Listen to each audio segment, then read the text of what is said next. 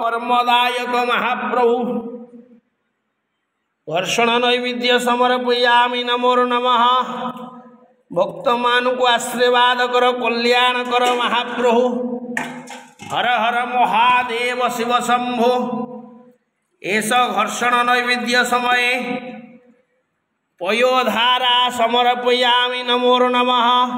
पयः पृथिव्यां पय ओषधीषु पयोधारा सहितेन शुद्धोदकं समर्पयामि नमो नमः। शुद्धबालः सर्वशुद्धबालो मुनिबालस्थो आसीनः श्वेतः श्वेताख्य ऋणस्ते रुद्राय पशुपतये कर्णायामावलिप्तार उद्रानवरूपाः पार्जन्याः धवलमणि कल्याण करंतु आशीर्वाद करंतु बोलानंद को बारे हरि बोला।